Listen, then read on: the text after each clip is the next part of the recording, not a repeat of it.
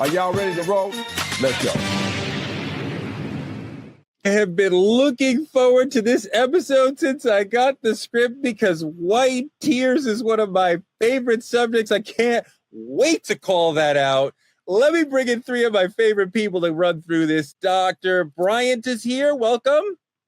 What's up, Dog Squad, Truth Tellers? Yeah, we're talking about white tears, the Karens, and we're talking about black tears, the strength in black women, and how our tears aren't always coming from our eyes. They might be coming in different ways that people don't understand. And so can't wait to get into that because this hits home for me. Indeed. Somebody who never cries, Dimitri Wiley. Cry all the time. What? Do you know me? No. When was the last time you cried? Huh? When was the last time you cried?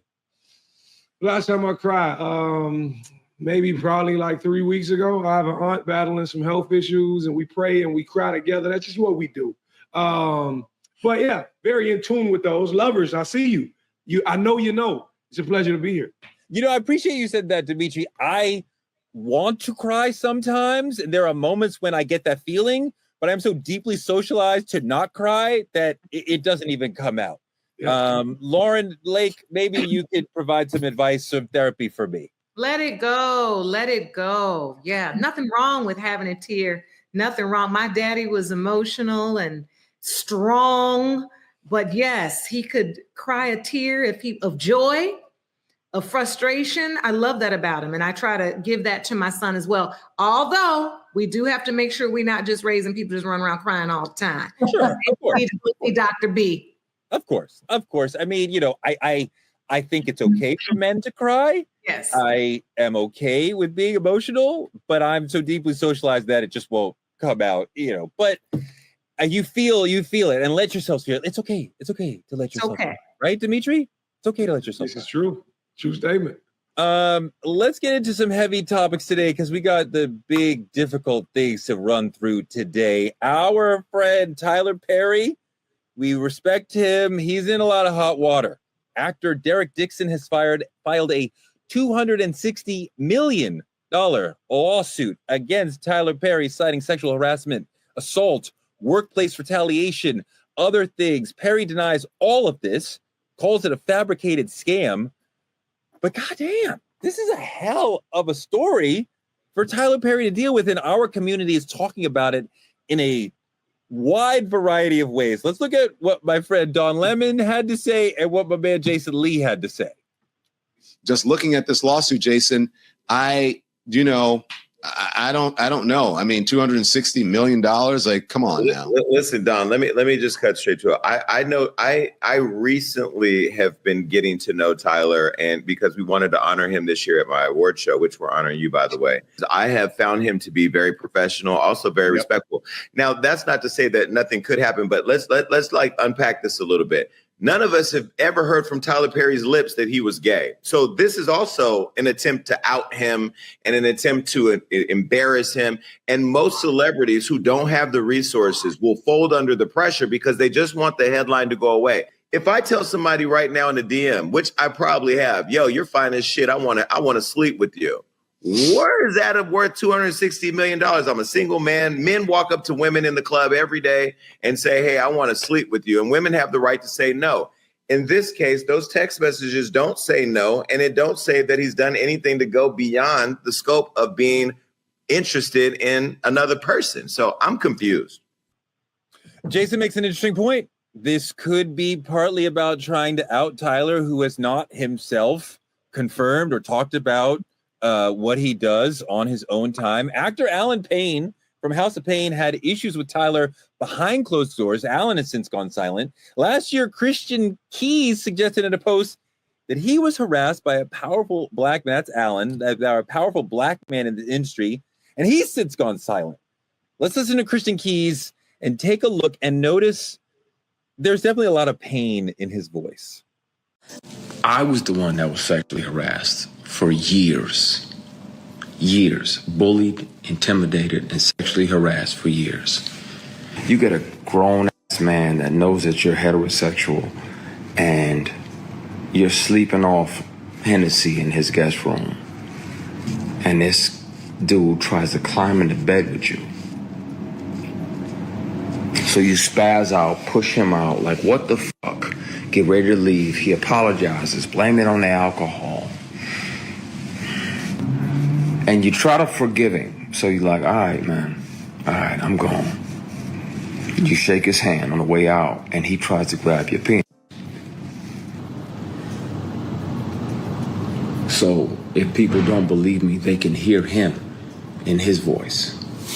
I can press play and you can hear the person and you'll know immediately who the person is that's offering me $100,000 to strip. Doc, some very heavy things being alleged here by multiple men, and a lot of people right away would go, how come it's all men and there's no women? The only thing I see being legally wrong here would be if this man was an employee for Tyler, which you said he was working on one of his movies, right? So to me, that would be where it's off, it's wrong, it's legally, obviously, a crime. But take that out of it, based on the context of their text messages. It was just what my guy Jason Lee said. It was two men who were indirectly playing and flirting, and Tyler was just texting, kind of more of temperature checking. I felt like the texts were temperature check. This is how I feel, and I don't want to, go to bed horny, and I don't like doing these things. And it wasn't even a very aggressive one. It was a temperature check to see how this guy would respond. And the guy never shut down anything and said, hey, I think you talking to me about being horny is inappropriate on the text. I mean, or, hey, maybe this isn't the conversation we should be having as doing business together. And I know some people think it's not a grown adult accountability to pivot someone and to check them in their tracks. I believe, because I've done it many times, where I'm having a conversation with a gentleman, and he may take the conversation via text or Zoom or telephonically to another place where we're not talking about what we're talking about. And I have said clearly, listen, we'd love to continue this conversation as long as it's going to be business. But if it ends up being something else, you're overstepping my boundaries and it is inappropriate. So either I'm going to end the conversation, or we just can't do business together, or we have to get back on topic. There's nothing wrong with pivoting and setting strong boundaries so people understand that. I'm speaking about not the Christian guy, the first one, Derek. Yeah, I just don't understand how you can say telephonically, but you can't say genre. It's just Lauren. That is just blowing. I don't understand. It's not genre. I love you. It's not genre. It's genre. But telephonically just rolls right off the tongue without a problem. Nope. Yeah, because you know why? Because I do virtual telephonic and virtual sessions every day when I'm in my private practice. So it's easy for me. Within a specific genre. But listen, don't worry about how I say things. Let's get back on topic, okay? People get my message. They don't have to get my words. That's what it's about. Not about looking or sounding good. It's about having a message that's impactful. My message is impactful. My point is, besides them being employees and working together, that's the only place I can see Tyler making a bad move, what could be a crime. But I feel like it is very, very natural and okay, regardless of whatever his preference is, if he finds someone attractive, it's not your employee or not a minor, for you to say, hey, bro, I find you attractive. I'm in the bed horny. I feel a certain way. I think the situation is a little bigger than you're making. I want to bring in Gerald Griggs, attorney, NAACP president in Georgia, friend of the show. Gerald, are you hearing crimes here? So I got a chance to go through the entire complaint, and there are a lot of salacious details in the complaint, some allegations of assault, physical assault at his Douglasville home. So it's a bit more than what's in the text messages. I mean, at one point he says he physically assaulted him by grabbing his buttocks and stripping his clothes off of him. So there's more there, but we have to be clear that these are mere allegations that are made in a legal filing. And there has not been any contact to law enforcement to verify any of the claims. But from what I read, it's very disturbing. But again, we have to remember $260 million is the opening offer in this lawsuit. And so it seems as though this is an attempt to recoup damages and not to seek criminal prosecution. Lauren, what do you think about this proceeding? I think I'm disappointed. I think that Tyler, with his level of success and just his level of operation, I mean, he runs this was a former Army base size operation, right? These are things that your lawyers, your HR, I mean, these are just elementary things. I don't know if there's anything behind it. But if I'm being very honest, as an attorney, I don't even like the text exchange. I don't like the dynamic of the text exchange. I don't think that that is appropriate between an employee and an employer, because it too easily can be misconstrued or manipulated to advantage, right? You know, a lot of people are saying this guy is just shaking him down. He's a manipulator. And so then you have to ask yourself, well, can a manipulator be manipulated? Follow me here. It is possible for a manipulator to then to be manipulated. And it's also important to note that some manipulation isn't illegal and some manipulation is. And when you are an employer and you have an employee and you start talking about little sexual nuances, as Doc said, to test the waters, where are we at with this, revealing perhaps, and look, all of this is alleged in a complaint, you know, in the civil suit, as Gerald has said. But if these things are true, these kind of conversations are not what you need to be having with an employee on any level, because it sets already an uncomfortability that the employee doesn't really know, how do I get around and still keep my job? What if I don't want to talk about it anymore? How do I tell my boss I don't want to talk about it? Okay, and listen, women, we've been in these situations. I know I have. When you know that a boss of yours or someone you're working for is interested in you beyond the workplace, and the way you have to maneuver, and many of us have done these maneuvers, men too. And I just think, I pray that these are not true, because I feel like this is like sexual harassment in the workplace 101. Don't do this. Don't have this kind of, who wouldn't want to date him? I mean, you know what I mean? Even gay or not gay, I mean, he could date whomever. Why have these conversations with this guy? Dimitri, you know, the sister makes a good point that this happens to men as well, which is the suit is alleging.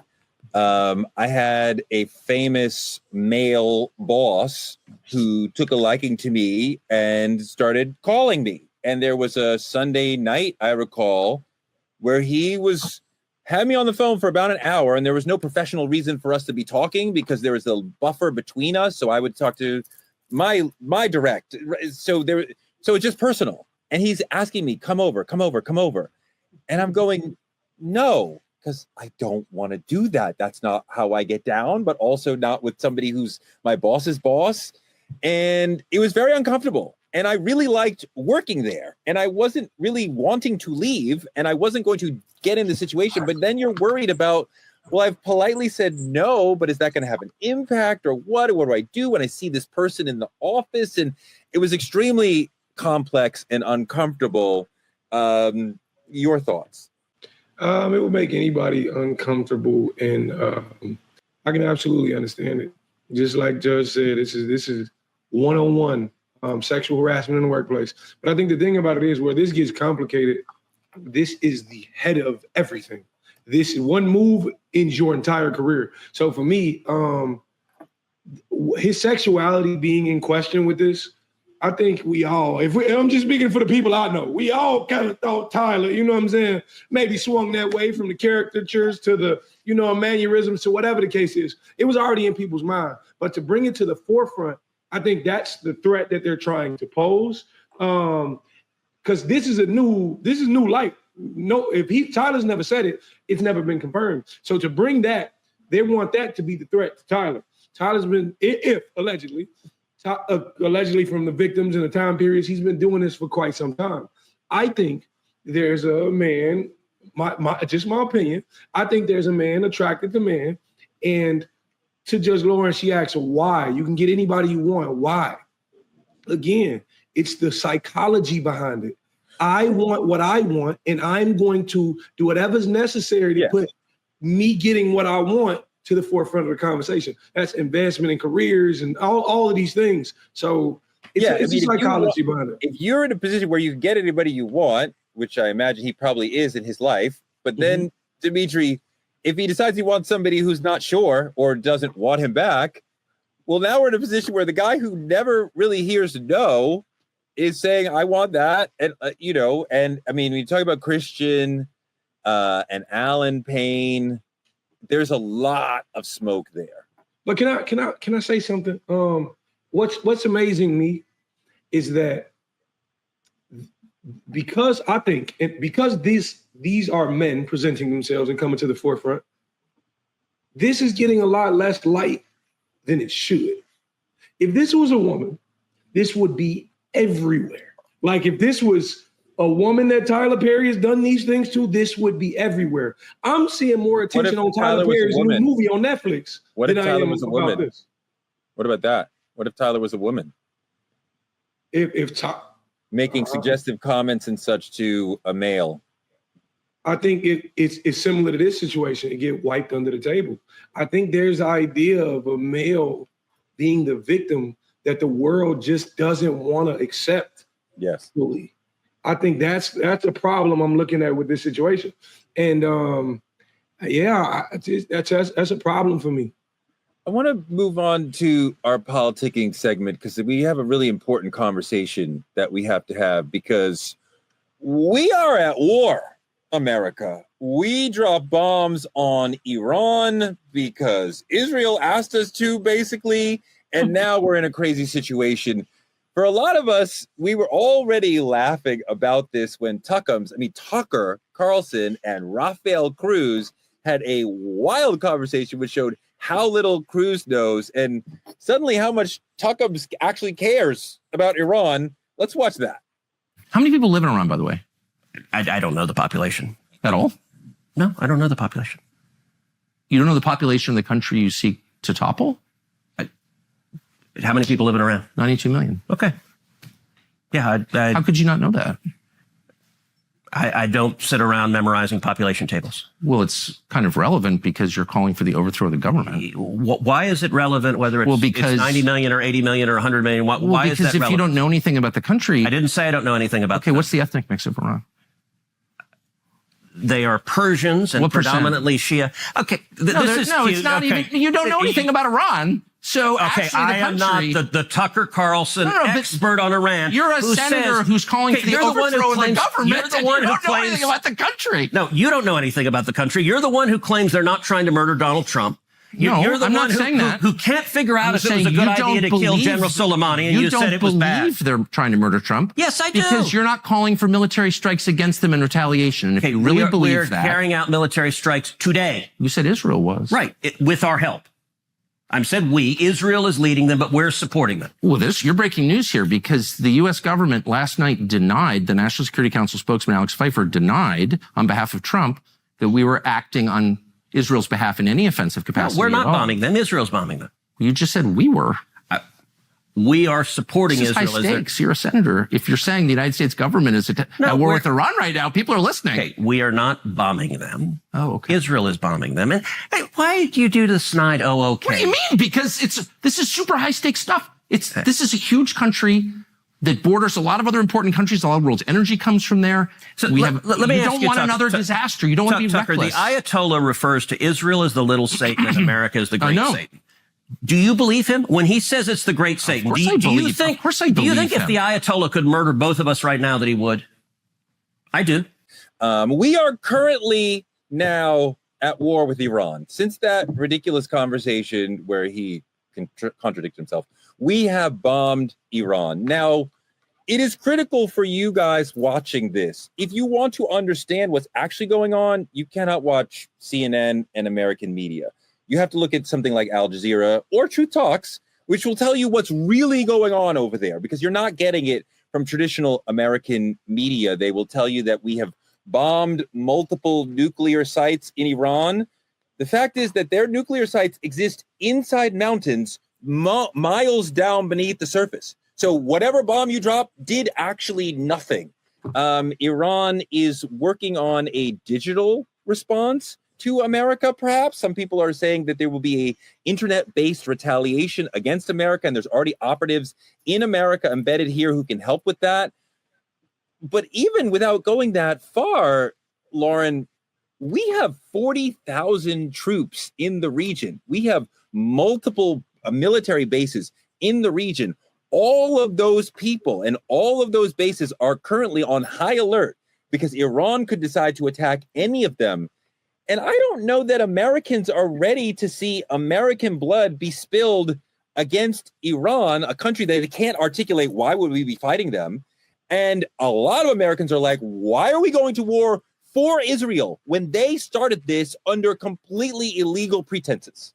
We're overwhelmingly not ready to go into this war. I mean, we're shouting it from the rooftops, and yet no one's listening, right? And here comes Trump with his little Article 2 power that he knows he has because presidents have used it in the past, and he goes over there and, here we go.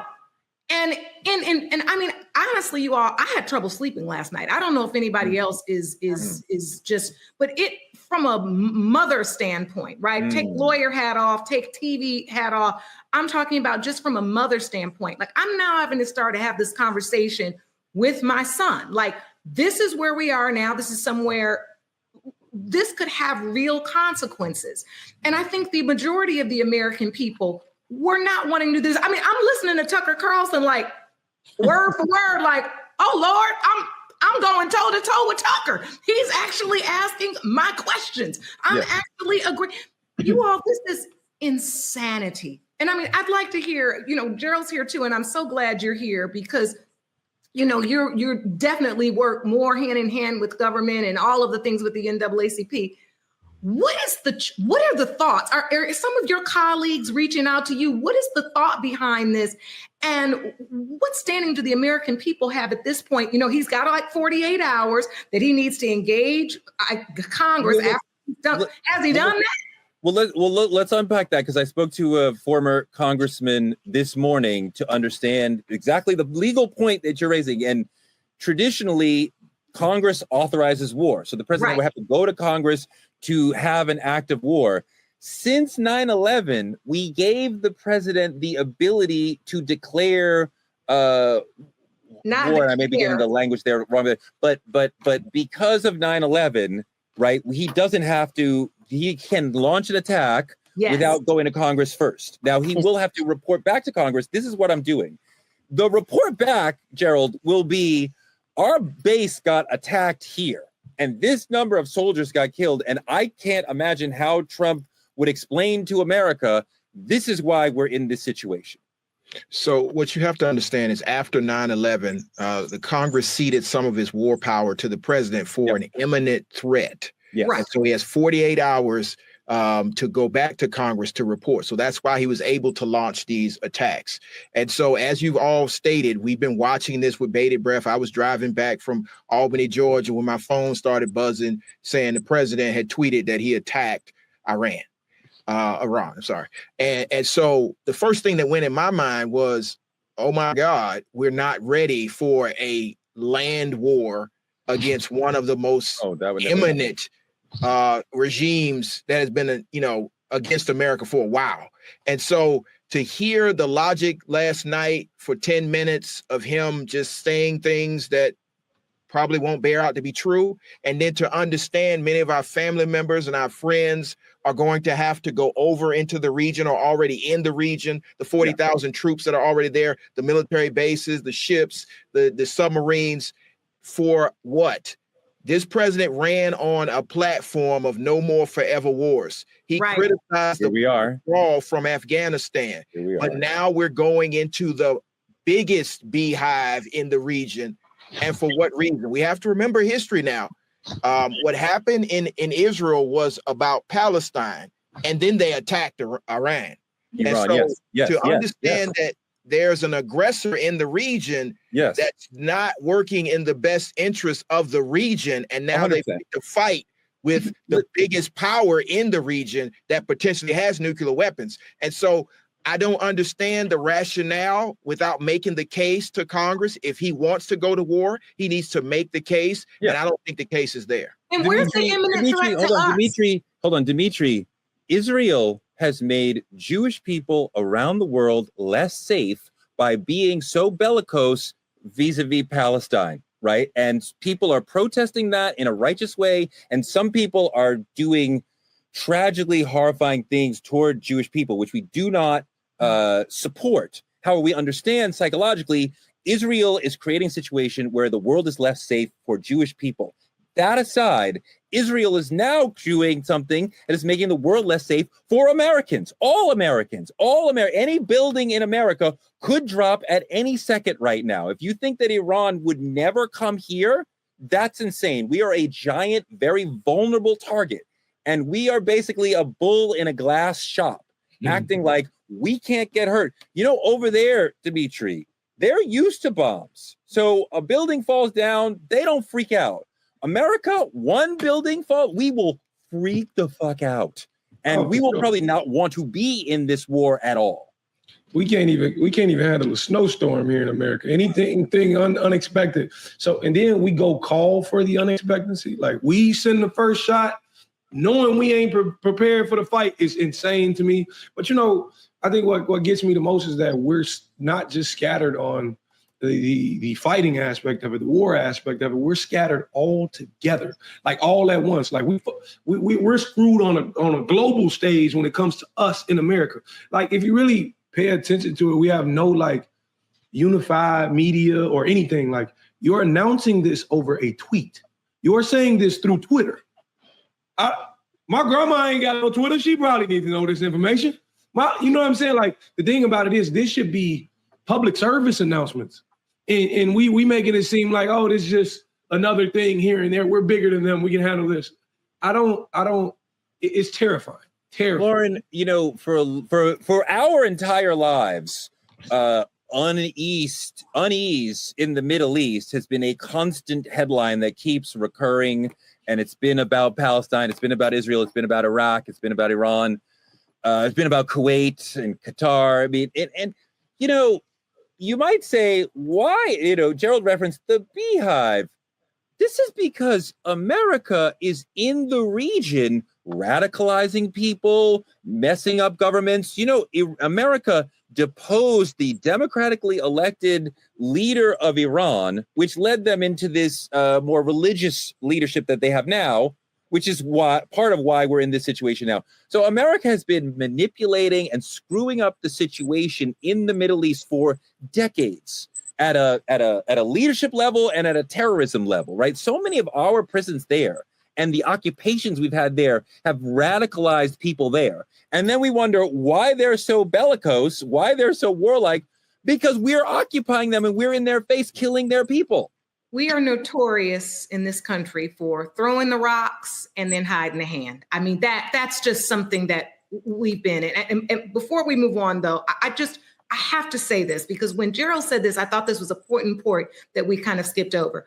When you describe what the president's power was, and we talked about this, yes, other presidents have done it under Article 2.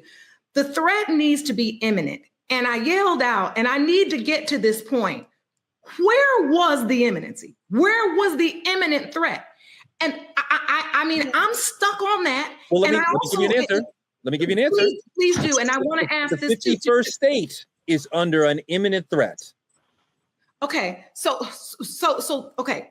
And I want you to continue this. I want to add on this. So where's the imminent threat to us as to what would give him the power? Because, I mean, some people are saying he should be impeached. They should call for impeachment because of this, that this was an abuse of power.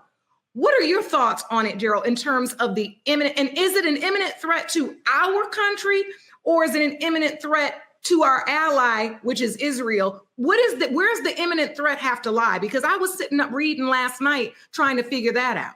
Gerald, what do you think? The imminent threat has to be to the United States of America. And I understand.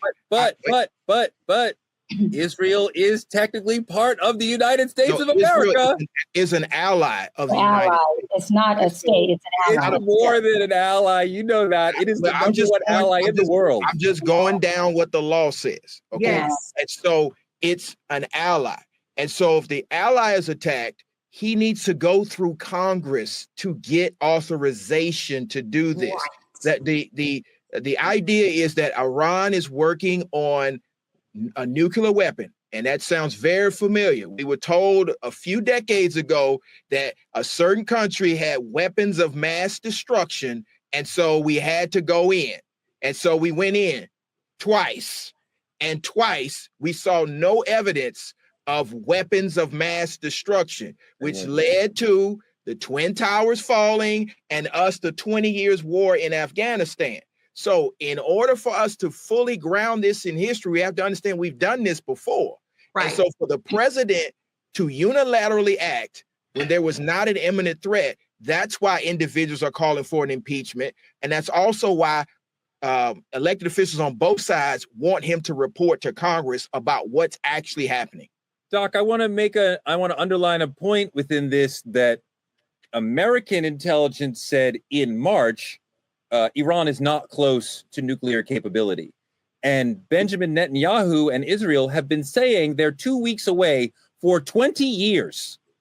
This is the okie doke. This is pulling the football away. This is the lie that Israel has been using for 2 decades to get us to come to their aid against Iran. If they leave Iran alone, Iran won't attack them. The Middle East has been going through this for decades. This isn't new. This is about Trump coming in and doing his bully tactic for power and control when it comes to the U.S. president and his leadership. His attack on them was in direct support of Israel's strike campaign, the Operational Rising Lion, correct? That's what he did. He gave Iran 60 days to agree to this peace treaty that he's telling them they need to agree to. And Trump said, buddy, it was day 61. And since you didn't agree on my terms like I wanted, boom, I'm bombing you, or I'm going to fake bomb, whatever you want to call it. OK, this was about the power of Trump saying, I'm going to put pressure on the ultimatum that I gave you. And if you're going to line up with the pressure I'm putting on you, then I'll just bomb you. And we don't care about the people who are there, the 40,000 military folks, personnel that are there. And we're not also going to tell our people in our country that we're going to bomb you. And we're going to have our senator come on there and sound incompetent as hell, totally disconnected from my cabin, and not even understand the strategy of what we're about to do. The senator told the U.S. people 24 hours before bombing another country, You don't know. we're not bombing anybody. So what I'm saying is this is not even just the leadership meeting at the head, which is Trump. We're talking about the people in his cabin, the senators, our elected officials, having no clue as to what is going on in the country with the people that they are serving. That's the part to me that is the most scary. It's one thing to make a decision.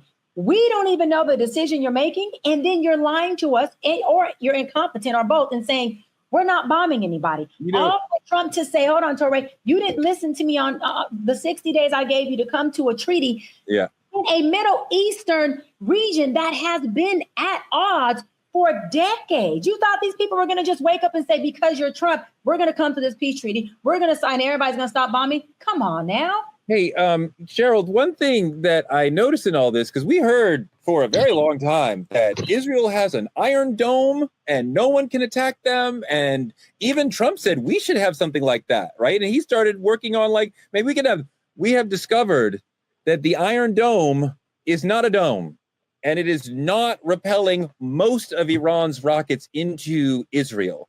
And Israel is dealing with a very serious military problem. A lot of very real buildings over there are falling every day. It's been about 10, 11, 12 days that their buildings are falling, and that is going to continue. Americans are probably nervous, and they should be nervous because Trump has walked us into an horrific situation. And I don't know what's going to happen. And I don't know how to tell people not to be nervous. Well, it's right for them to be nervous because we are still not talking about another key crucial impact of this. Iran has allies, namely Russia and China.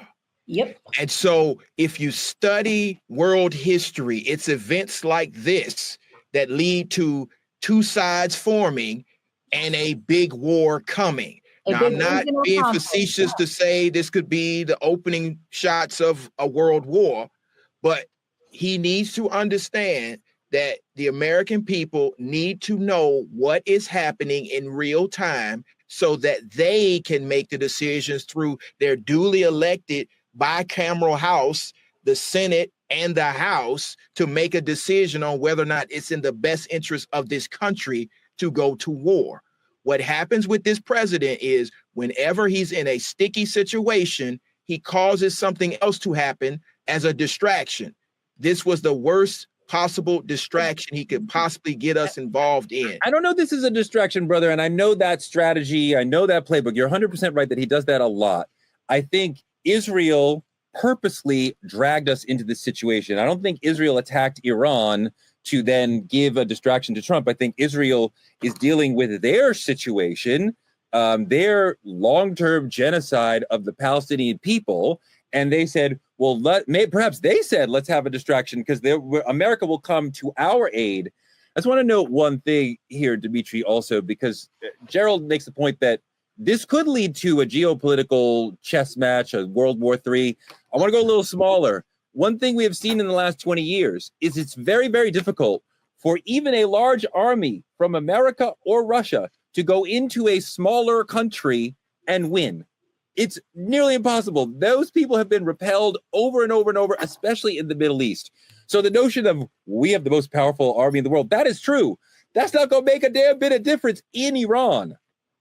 Yeah, I think the thing about it is, to any war, to any regard, there's always collateral damage. You got to look at how much you're willing to lose. Even if you have the numbers and you send them in there, how many people are you losing? And I think the thing about it is all of this seems like I'm a president, I can hit a button and I can go hide in my bunker. So when they drop a bomb back, it's not really about my people. I love the idea of impeachment. Get them the fuck out of here. Because at this point, you don't care what happens. My lip a little heavy. I'm sorry about that. But you don't care what you actually lose in this regard. And for me, I think there's people out here who truly feel like powerless.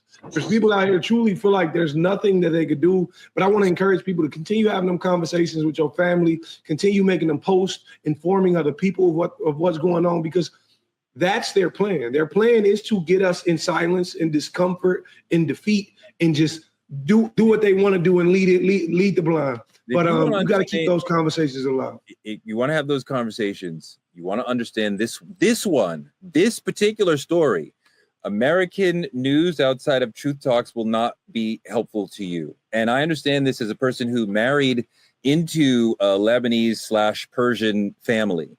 And going over there and talking to my relatives who live in the region and hearing about Lebanon and Israel and what's going on from over there, I had an entire radicalization and a completely 180 of like understanding what's really going on and the way Israel acts in the region as opposed to the story that we get here. So if you really want to understand this, like I said, you got to look at Al Jazeera. You got to look at Middle East Monitor. You got to look at sources that are focused and centering sources in that region, because Israel is purposely preventing the truth from coming out. They say to each other in media, you're helping the enemy when you're reporting on where and how bad the attacks are. So they don't want you to know how bad it is for them. We have to go to Arab sources, to Middle Eastern sources to get the real information about what's really going on there. Doc, you want to make one more point? I just think everyone made great points. I'm just most disappointed in the fact that we as U.S. citizens cannot trust our leadership to provide us information that would allow us, at least within our household, within our communities, to prepare for whatever's coming. For me, that's the part that's scary, because it's like, to Judge Lauren's point, I remember last night, I'm going to the gym to work out, and I'm like, damn, we just bombed somebody, and I'm headed to the gym. Like, what does that mean? They didn't give us any type of, this is what this means. This is how you all can prepare in the event this happens, just so that the American people understand. These are maybe contacts or resources. I'm talking about, it felt so third world. It felt so like we had no leadership. It's been feeling like we have no leadership. And so for me, the folks that are out there who feel that, I just don't want them to feel like they are alone, or they are, ignorant in their vulnerability to this lack of leadership. Most of us are feeling that way. And most of us are living this day by day, going from, like Dimitri said, a whack ass tweet, if you even have Twitter, to get information on what's going on in our nation that we are supposed to be safe in, to watching the news that's going to give us fake news that isn't even lining up with what's really going on. And so I just think that part is really, really just a detriment to us as American citizens. It really is. you're right. And in a normal situation, the president would come out and give a speech. It could be a short speech and explain this is what we did and why. And he would say very succinctly and clearly, after we got bin Laden, President Obama came out and said, this is what happened, quickly explained it. So we get clear and concise information. You heard it from me. We did it. But of course, Trump is not doing any of that sort of due diligence whatsoever. So we have this situation where we're being misinformed by the White House, by Raphael, by American media, and we can only learn what's really going on by listening to this show or things that originate out of there. And just one more thing, Torre, with 4th of July coming up, right? I just thought, okay, so our Independence Day is coming up. Is that going to be a vulnerable, holiday for anyone, the Middle East or Iran, to even say, hey, this is. So I'm looking at all these different, angles. And again, with leadership who's not giving us any resources, it just feels like we are very wide open in ways that we shouldn't feel like we are. Not with the military that is the biggest, baddest, strongest military in the world. There should be a lot more of a provision that we feel from our leadership. So hold on, let me get out of here, Joe, because I want you to be a big part of the next topic, because it's Iran does not have nuclear weapons, but white women do, and it's called white tears. And when they start crying, shit goes nuts. White tears summon cops, black tears summon suspicion. From barbecue Becky to permit Patty, we have seen this over and over. A white woman starts crying and everyone freaks out, coming to her aid. It's disgusting. And we want to talk about how white femininity weaponizes privilege. Can we see the infamous barbecue Becky tape that we've all seen, but I want to bring it in. I hear you have a problem with these gentlemen having a barbecue here at the lake. What's going on? Now she don't want to talk. She doesn't want to talk now. It's illegal to have a charcoal grill in the park here. No, it's not actually. I just looked at the map. It says this is a designated barbecue area. No, not for a charcoal grill. No charcoal grills are allowed. Do you want to see it? Can you give me the card back? Huh? Can you give me the card, you thief? Police, she stole my card and she's walking away from the crime scene and she's crying about it. I am now walking up Brooklyn Avenue, and I'm going to enter the Quick Stop just so that there's another person to please me. Know that as she exits into wherever she's going to be going to the she's Quick Stop exiting with Brooklyn my Avenue property. and She stole my card. Street. She stole my card. She's trying to escape. She's the one that's actually doing illegal activity. She's the criminal. I can't believe you're trying to call people on crimes and you're the one that steals shit. That's crazy. No, I do not see the police. I am now on Brooklyn Avenue and Merritt Avenue. So they can give me my card back. I really do. I would love to explain this to them. I can give them all the footage. All of it. We have witnesses and everything. Nobody is touching you. Nobody's bothering you. You're the one that came at us.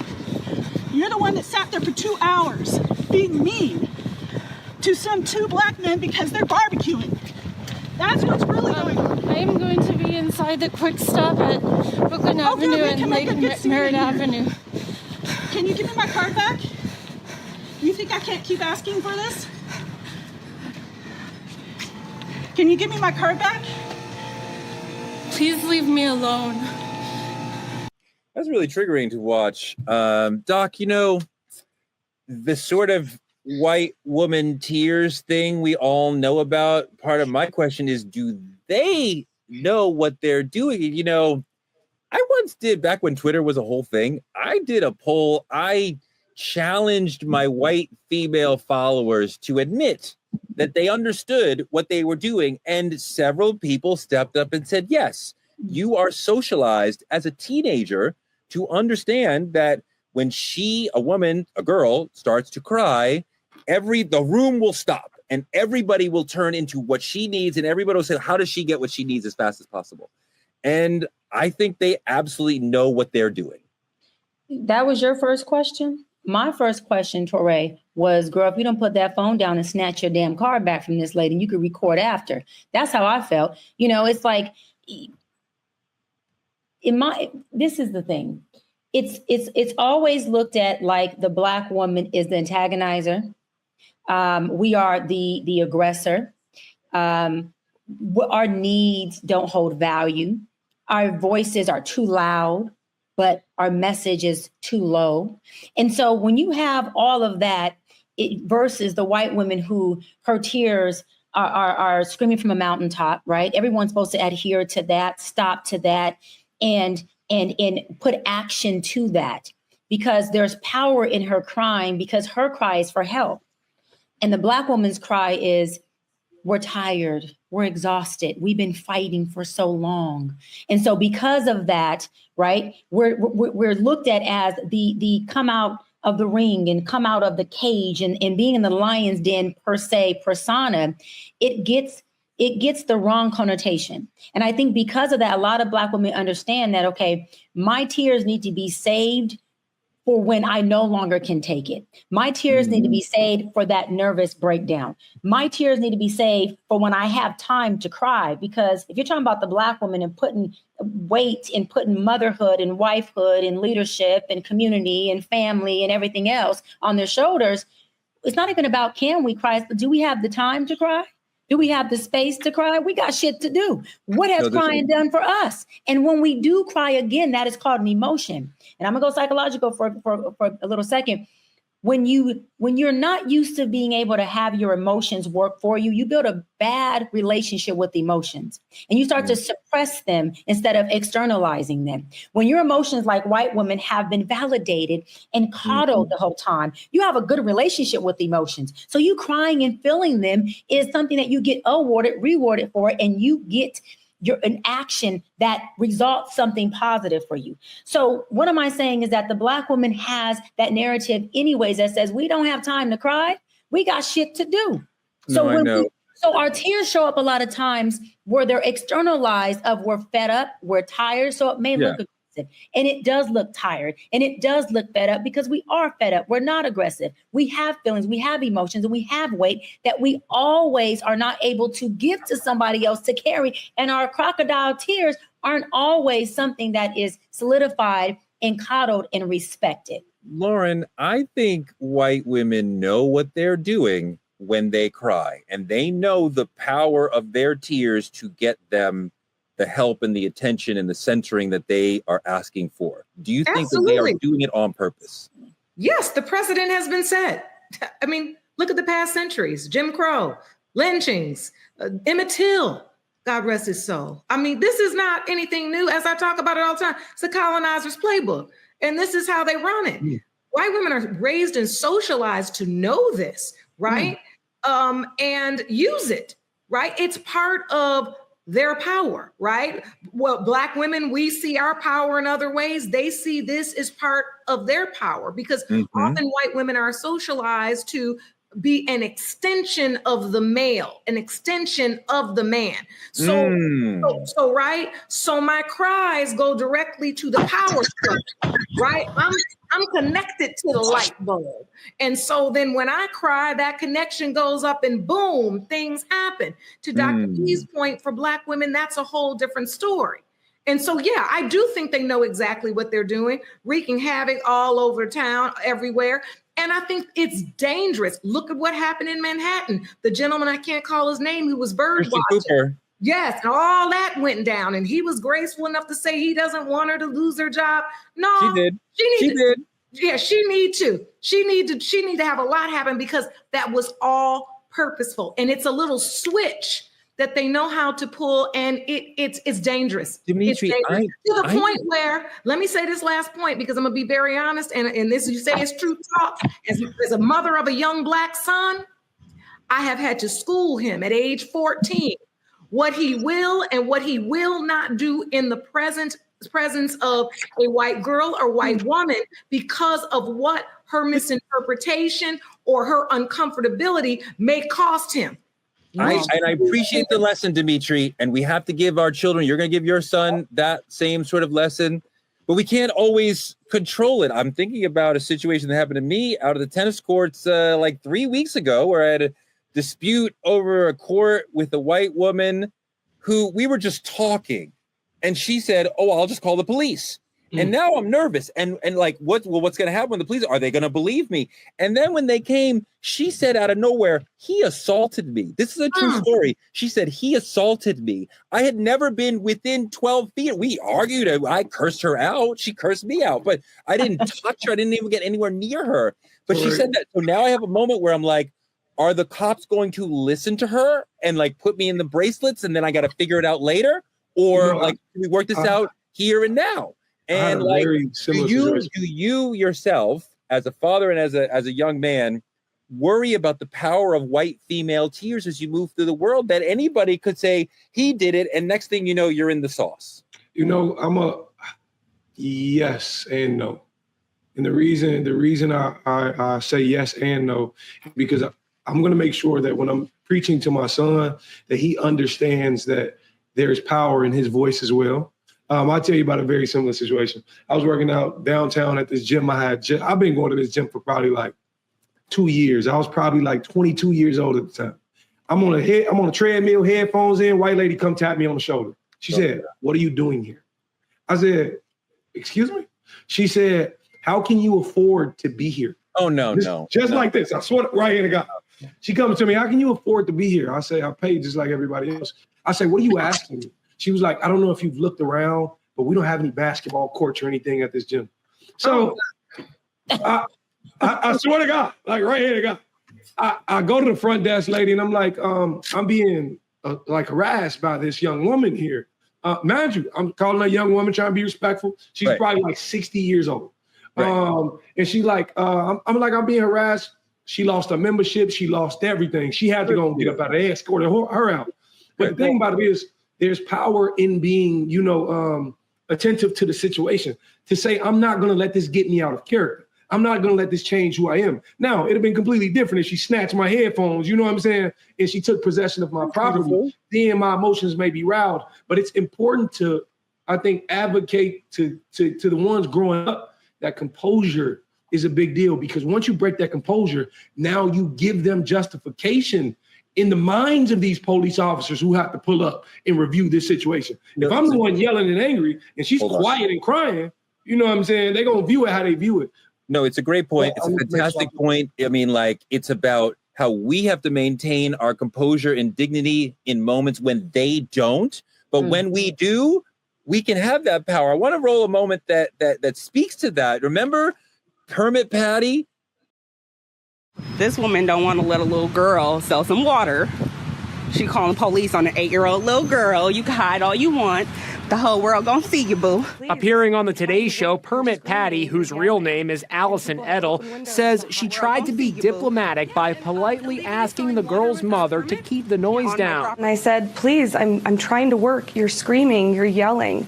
And people have open windows. It's a hot day. Can you please keep it down? But mom, Erin Austin, who recorded the video, says that's not how she remembers it happening.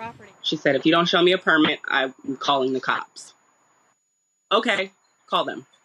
When she pressed 911 dial, I pulled my phone out of my pocket. Illegally selling water without a permit? What kind of monster calls the cops on a little girl?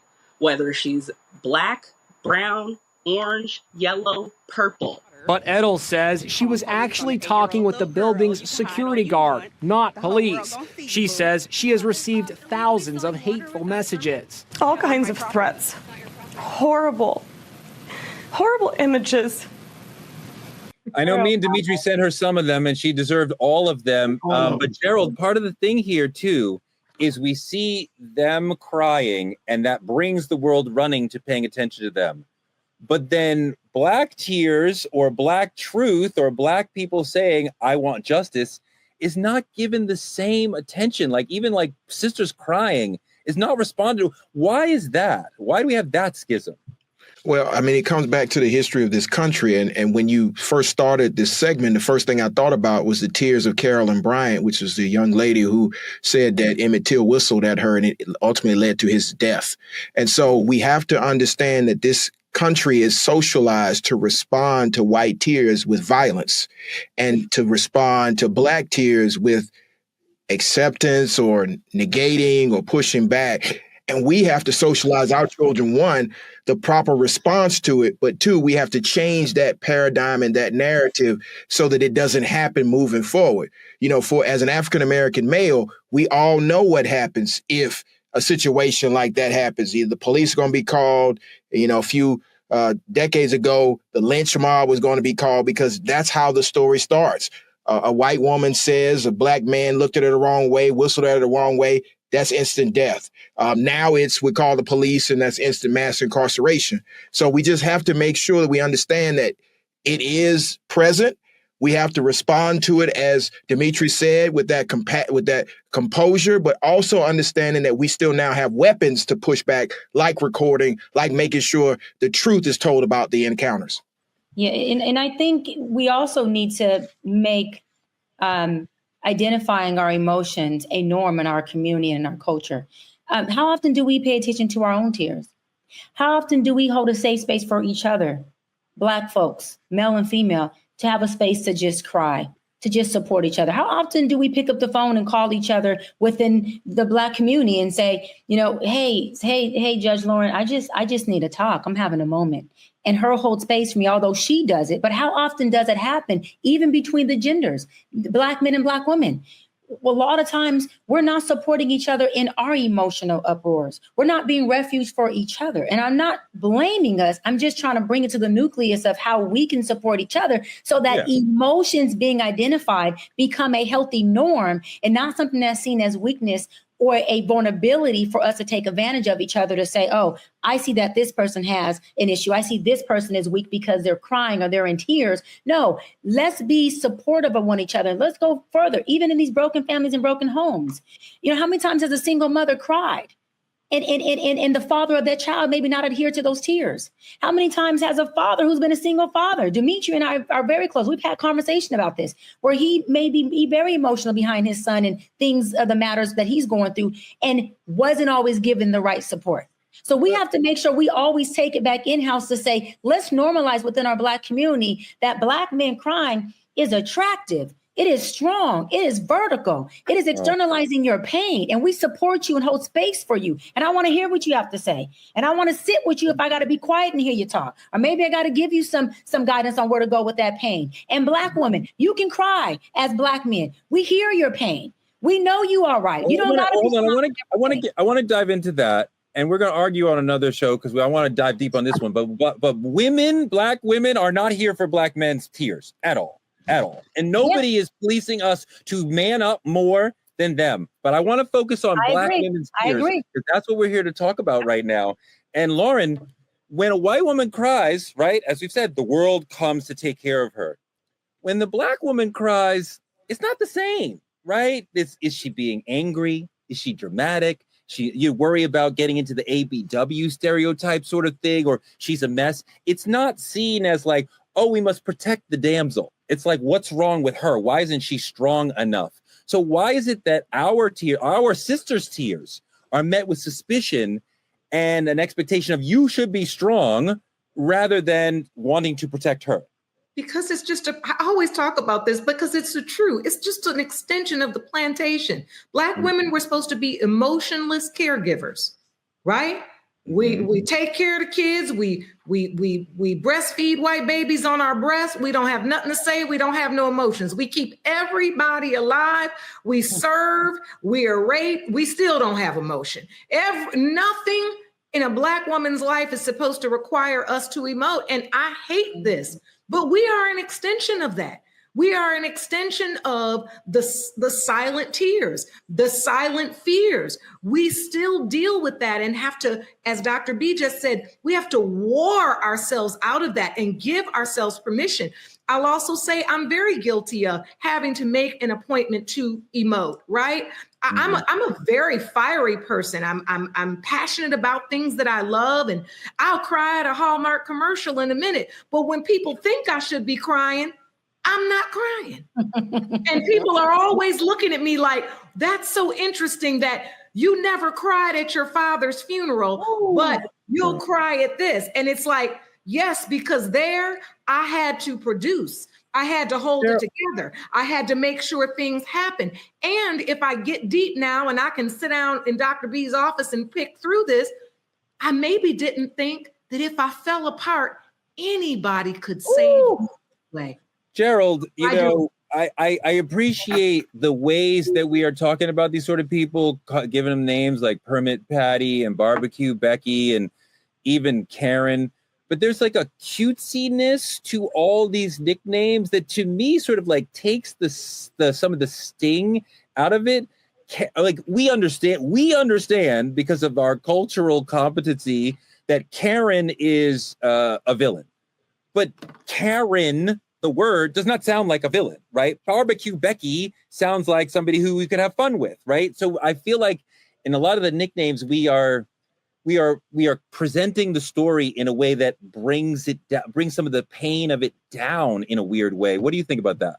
Yeah, I mean, it's more code switching. You know, we have to understand that our people are engineered to make sure the message is translated to our community, but it's lessened to the outside community, so it's not viewed as a threat. So we make laughter, we make light of situations that are very serious. So Barbecue Becky, Karen, when we truly mean these people to be the crux and the enemy in any story, but it's part of the socialization of the last 400 years. We know that we cannot be completely direct in how we feel for fear of reprisal or more damage or more danger or more being neglected and pushed to the side. So I think we're diluting what our story is, but that's part of the socialization of African-American existence in this country. Dimitri, I think that we as Black men have to do more to be sensitive to when our sisters cry and to understand what they're doing. And, you see the way that white men respond to white women's tears. Are we listening? Are we responding to Black women's tears well enough? I think no. I think it's a space we need to learn to hold. And I think it's not just Black men to Black women, but I think it's Black women to Black men as well. I think we don't actually hold space for people to be not just human, but vulnerable in moments. I think the thing about it is, as a young man, the first time I seen my mama cry was groundbreaking for me. And the reason being is because when the Black woman breaks down, the system breaks down because they're the entire structure of it. And it's almost mind-blowing to think that this person who's so strong and this person who is so in charge and put forward in every other aspect of life is human. And I think if we don't get back to that humanistic standpoint, we're making it easy for the cops to dismiss their feelings, for everybody else to dismiss what those tears actually mean. One more thing for Lauren and Doc, and we're going to go in that order and see how you guys feel about this. But let's say you're out with your man, be it your partner or your brother, either your blood brother, your chosen brother, and Karen starts attacking and like calling the police because she's crying, right? And you were there. Nothing happened. It's like a Barbecue Becky type situation. Your man did nothing. But now she's crying and she's calling the police. What do you do? Going to me first. If this is counter to probably what we're discussing, but would be my instinct. I would hand the camera to him and tell him to record me and her. And I would intervene and step in between them. I would ask him to step back because my intuition and my instinct would be to protect him. And I know that nothing good will come from if there's any physical interaction between them, but I know I can handle it. And I know between me and her, it's a different dynamic. And that's exactly what I would do. And I would say that it bothers me to say that is my truth, but that is what it is. And I would do it time and time again, because when Dimitri made the point that when Black women cry, it's also the reciprocal thing of when Black men cry, the light bulb went out on me. And I thought, that is the thing about a Black woman. We always are understanding that we need to be reciprocal. We are never the subject alone of protection and provision. It always is. And yes, we have to do that back. But for the white woman, You never see when the white woman cries, the world rallies to protect her, but you don't hear that then go, and we've got to protect the white man's tears too. That isn't ever a part of their conversation. And so I only say that to illuminate that we are never the lone subjects of protection. And in a situation like that, my instinct would be to be my man's protector, intervene, and whatever had to happen between me and that woman. And I need him to record that. Yeah. And since you just cooked when you said when white women tears are coming down, then that ignites and activates the white man and gives her the singular attention. But when Black women have the tears, it doesn't ignite just the Black man to make it singular about us. It ignites what Torre just said, that, oh, but we cry too, and we have problems too. This is not your moment, bruh. This is about me crying right now. Let's make it about me singular. And when you're crying, we're making it about you singular. That is why I can't wait to have that conversation on this called Gender War, Torre. But let me get to answering your question. I would definitely have to echo what my sis Judge Lauren said. The only difference is I wouldn't care if my brother had a camera or not. I would definitely get in between. It would be a few choice of curse words that are not a crime that would tell her, bitch, you are tripping. That did not happen. You are delusional, and I am tired of us having to cater to your bitch ass acting up in these ways. My brother did nothing at all, and we are leaving. You can call the police, the sheriffs, or whoever else you want. I have contacts in my Rolodex as well. I'll make my calls while you make your calls. We can do it here or we can do it later. But you're going to stand over there. He will stand over here. And my brother will already know, because we have this conversation all the time with the men in my family. When it comes to a woman, no matter what race she is, if sister or mom is there, you shut up and let us handle it, because you're a man and we don't want that interaction between you disrespecting a woman. But I'm going to have to say, I'm sorry. In those moments, I'm going to use my freedom of speech to say my choice words that are not illegal, but to tell her, you are tripping and we are tired of the bullshit. I've done it before. I will do it again. And it felt damn good to be in my emotion, identify and externalize exactly how I felt. I'm not suppressing my emotions for anybody who systemically has their own shit going on. They're trying to project onto my brother, myself, or my man. I'm not okay with that. It's a great point. But let's just touch the other side for a second, because Black women cry too. They cry differently. Sometimes the sisters cry in silence, or they don't cry at all, even though they feel it. And sometimes they're told to suck it up, right, and to minimize the discomfort of other people, including the brothers. Have you seen this in your work, and has your own fear or anxiety or pain been sort of like stuffed down or dismissed while somebody else's emotions were being prioritized? Yeah, it's happened. And it's happened to Judge Lauren's point. It's happened in relationship with a Black man where I'm trying to have my moment and he's making the moment about we both have an issue. And I understand that. But right now, can we just talk about my issue? And the positive that came out of that is that actually gave me the wisdom to learn that, wait a minute, when he's in his moment and he's having a problem, let me make sure I make it all about him. Let me magnify all of his emotions, magnify everything he's experiencing, and let me not even bring up any issue I have, because I want him to know he's fully supported. It's all about you, and we can work through your stuff without me making it about me every time you have a problem. It's very unhealthy when we do that. And I feel like it is a reciprocity thing. But I do have to say, I'm sorry, I'm going to echo it again. That is one thing I do want to shift the narrative about. When white women cry, they singularly get the help. They singularly get the activation of their white freaking man, because they're directly connected to them. When they vote, they're connected. We have to change the narrative that the Black man, the Black woman, some kind of way became a disconnect. No, when you hear Black man, you should automatically hear Black woman. When you hear Black woman, you do automatically hear Black man. That's the difference in our society today. And I can't wait till we have that, because you heard what I said. When you hear Black woman, you automatically hear the covering of her on her Black man. But when you hear Black man, okay, you don't automatically hear that he's connected to covering the Black woman. That is a problem. And a lot of people don't like it, but the truth is what it is. And this is True Talks.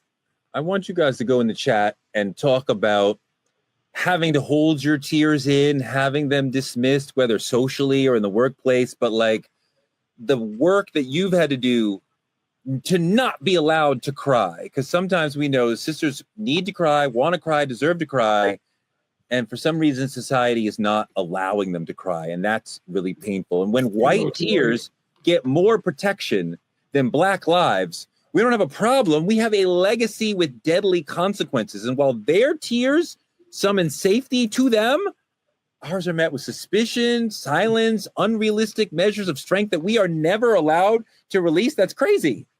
So what we got to do now is stop shrinking, stop softening the truth, stop joking about it, stop letting a single tear rewrite the story. This is Truth Talks. Let's let our emotions flow, and let's not just say it. Let's keep it real and expose it. That's our show for tonight. Thank you so much. Like, comment, and subscribe at Truth Talks Live. Watch us simulcasting right here on the Black Star Network. Can I jump in there before we end that real quick? Can I jump in there before we end that real quick? I just want to leave a message to my black women. This is a final note. I want to let you know that if you're a black woman and you holding it all in, this is a reminder right now. You ain't got to be strong today. You don't. You don't have to carry it all. You are allowed to cry, to grieve, to be messy, to say, I'm not okay. That is not a weakness. It is your truth. Like you said, this is Truth Talk story. It is your truth. And you don't owe anyone silence for their comfort. You do not. So let it all out. Call your friend. Call me. Call Torre. He ain't gonna text back, but go ahead, Torre. I just wanted to make sure they knew that. I just wanted to make sure that's beautifully said and really important. That's our show for tonight. Like, comment, and subscribe at Truth Talks Live. Watch us simulcasting right here in the Black Star Network after Roland Martin Unfiltered, the best lead-in in the industry. Support Black media by going to Cash App at Truth Talks Live. Visit truthtalkslive.com to advertise or become a VIP member.